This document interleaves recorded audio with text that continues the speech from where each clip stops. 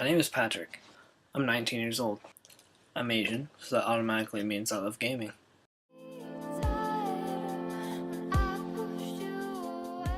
Patrick, your mood was always rubbing off on people. No matter what you were feeling, the person you were with was feeling that same thing too.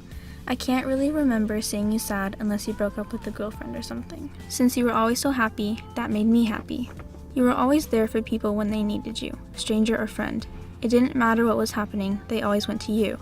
I guess that's something that rubbed off on me because now all of my friends come to me for advice and a shoulder to cry on. It's sad to see that you didn't get the chance to set up the advice column videos on YouTube where you're going to help people with their problems. I think you would have made a huge difference in some people's lives. Knowing that you were willing to help everybody, whether you knew them or not, was touching because I have never known someone so selfless. I wish you were still here so you could be the one telling me that even if bad stuff happens, it will be fine and I'll get through it. You did this for your friends all the time and I was a little jealous of how close they were to you and how well they knew you. Your teenage years didn't include too much brother and sister bonding time. I could see you trying to make a difference once you were 20 and fix our relationship. If you had lived longer, I know we would have had the relationship I always craved. But the times we did spend together were made that much more special to me. Like on my 12th birthday, you gave me a present and when I opened it, I smiled up at you and you looked at me with loving eyes. I carefully turned over the Bruno Mars CD in my hands. I thanked you and reached across the table to hug you, which you didn't always let me do. When we were leaving, you asked if I wanted to ride home with you. I could have burst into tears of joy then and there. I quickly ran over to Mom and practically begged her to let me ride with you.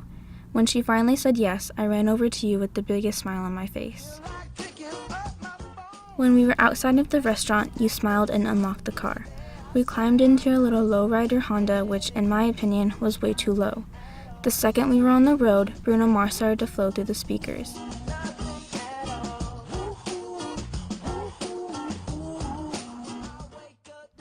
I remember you turning up the volume when the Lazy song came on. You sang aloud and danced in your seat.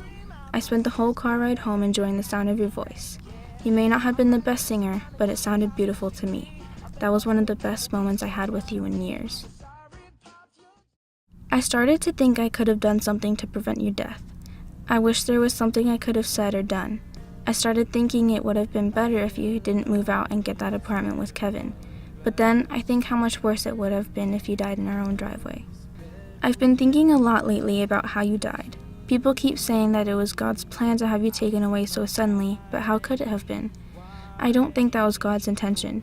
They also say that you're in a better place, but how could you be when you are away from the people you love?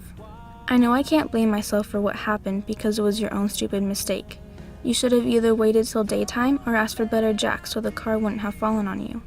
If you used your brain and thought a little harder about what you were doing, the accident wouldn't have happened. But I know I'm allowed to be mad at you for what you did, so I am. It's the one thing I don't regret.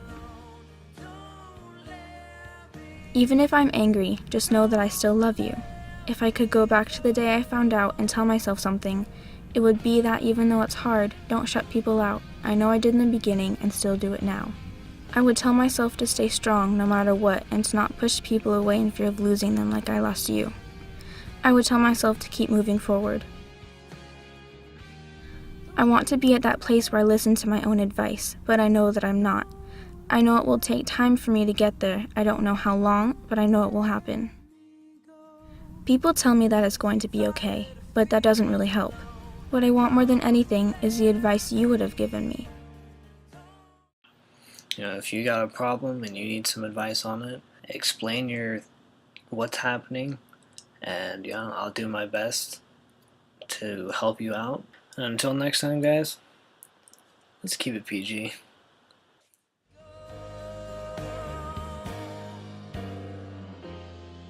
Cause I'm tired of sleeping alone.